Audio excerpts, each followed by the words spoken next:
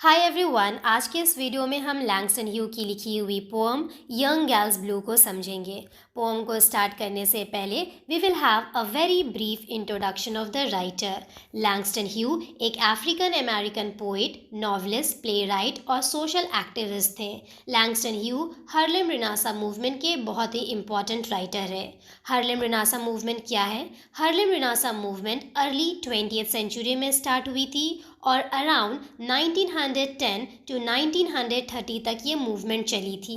ये movement Harlem, New York में शुरू हुई थी। हार्लेम रिनासा मूवमेंट के through black American writers black culture और फोकलोर को पॉजिटिव वे में दिखाते थे।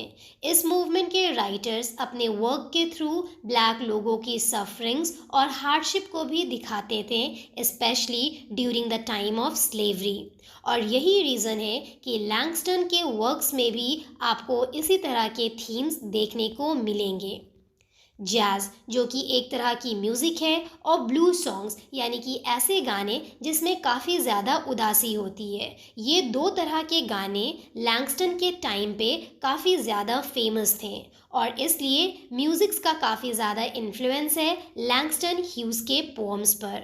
और इनके पोम्स को पढ़ने पर आपको ऐसा फील होगा जैसे आप कोई म्यूज़िक पढ़ रहे हो, स्पेशली इनकी poems I too, the weary blue, song for a dark girl और द यंग गर्ल्स ब्लू। आज के पोम के स्ट्रक्चर की बात करें तो पोम को 4 स्टैंजा में लिखा गया है और हर एक स्टैंजा में 6 लाइन्स हैं। हर स्टैंजा का पहला 2 लाइन को रिपीट किया गया है ताकि ब्लू म्यूज़िक की फीलिंग को क्रिएट किया जा सके।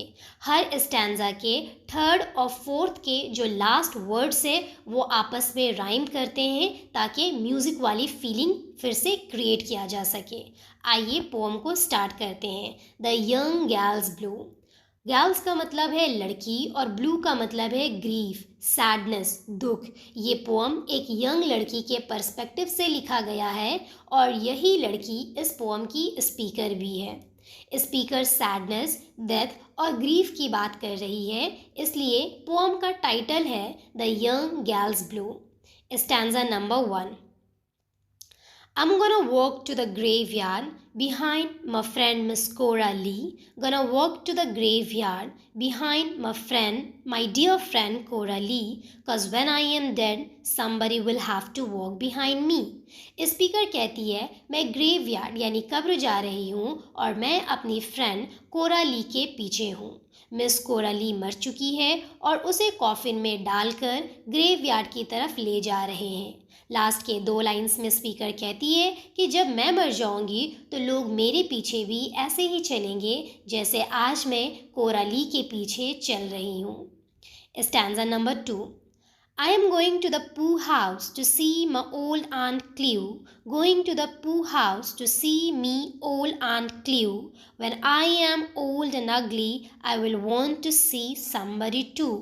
आगे स्पीकर कहती है कि मैं पू हाउस जा रही हूँ। यहाँ पर पू का मतलब है POC, पर्सन ऑफ कलर यानी कि ब्लैक पीपल। पू का एक और मतलब है पुअर यानी कि गरीब। स्पीकर कहती है कि मैं अब फ्यूनरल के बाद अपनी बूढ़ी और ब्लैक आंट क्ल्यू से मिलने जा रही हूँ। लास्ट के 2 लाइन्स में स्पीकर कहती है कि जब मैं अगली और ओल्ड हो जाऊंगी तो मैं भी चाहूँगी कि कोई मुझसे मिलने आए जैसे मैं आंट से मिलने जा रही हूँ। Stanza number 3। The Pooh house is lonely and the grave is cold. Oh, the Pooh house is lonely, the graveyard grave is cold. But I would rather be dead than to be ugly and old. आगे speaker कहती है कि aunt का घर lonely है यानी कि यहाँ पर कोई आता जाता नहीं। स्पीकर अपनी आंट के सिचुएशन को अपनी मरी हुई फ्रेंड जो कि ग्रेव में है उससे कंपेयर करते हुए कहती है कि मेरी आंट लोनली है और कब्र में बहुत ज़्यादा ठंड है। यहाँ पर कोल्ड का मतलब है हॉन्टिंग सिचुएशन, अनकम्फर्टिंग सिचुएशन, मतलब दोनों ही का सिचुएशन बहुत ज़्यादा बुरा है। पर आगे स्पीकर लास्ट के लाइंस में कहती है कि मैं इन 2 बुरे सिचुएशंस में भी मरना पसंद करूँगी क्योंकि मुझे अगली और ओल्ड नहीं होना है अपनी आंट की तरह। इस पैरा को अगर आप हार्लेम रिनासा मूवमेंट के पर्सपेक्टिव से पढ़ोगे तो आपको समझ आएगा कि उस वक्त रेसिज्म इतना ज़्यादा था कि लोग ब्लैक पीपल को अगली समझते थे और इस चीज़ से स्पीकर इतनी ज़्यादा परेशान है कि वो डेथ प्रेफर करती है over ugliness. Stanza number 4। When love is gone, what can a young gal do? When love is gone, oh, what can a young gal do?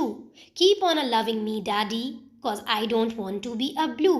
आगे राइटर के स्पीकर कहती है कि जब एक लड़की से उसका प्यार छीन लिया जाए या उसको उसका प्यार ना मिले तो वो क्या ही कर सकती है।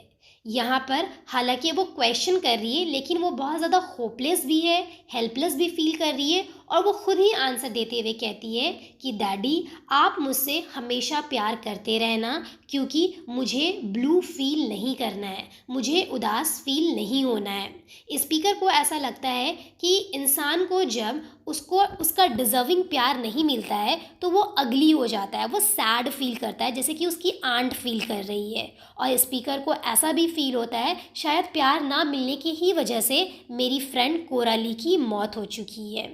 और यहाँ पर हमारा पोम एंड होता है। अब इस पोम के कुछ इंपॉर्टेंट थीम्स को भी डिस्कस करते हैं। पहला इंपॉर्टेंट थीम है रेसिज्म, जो कि स्टार्टिंग से पता चल रहा है। पोम को पढ़ के ये पता चलता है कि जो स्पीकर है वो रेसिज्म की विक्टिम है, साथ ही साथ स्पीकर की जो आंट है वो भी रेसिज्म की विक्टिम है। आप इसमें हार्लेम रिनासा का बैकग्राउंड भी दे सकते हो। सेकेंड इंपॉर्टेंट थीम है डेथ। स्पीकर जो है वो डेथ को कंtemplate कर रही है, शुरू से वो मरना चाह रही है और साथ ही साथ पोम के स्टार्टिंग से लेकर के एंड तक आपको एक डेथ का बैकग्राउंड दिखाया गया है। Another important theme is lack of love. तीसरा इम्पॉर्टेंट थीम है प्यार की कमी। इस पोम में दिखाया गया है कि किस तरह से अगर इंसान को डिज़र्विंग लव ना मिले तो वो सैड फील करता है और यही रीज़न है कि स्पीकर पोम के एंड में अपने डैडी से कहती है कि आप मुझे हमेशा प्यार करते रहना क्योंकि मुझे उदास नहीं होना है। अनदर इम्पॉर्टेंट थीम है ओल्ड एज। आप इस थीम में आंट क्ल्यू का रेफरेंस दे सकते हो और दिखा सकते हो कि ओल्ड एज में सिचुएशन कैसा होता है, यानी कि इंसान काफ़ी ज़्यादा लोनली फील करता है और उसको सपोर्ट करने के लिए कोई भी नहीं होता है। तो यहाँ पे हमारा पोम एंड होता है। Thank you so much for listening. I hope you enjoyed the video.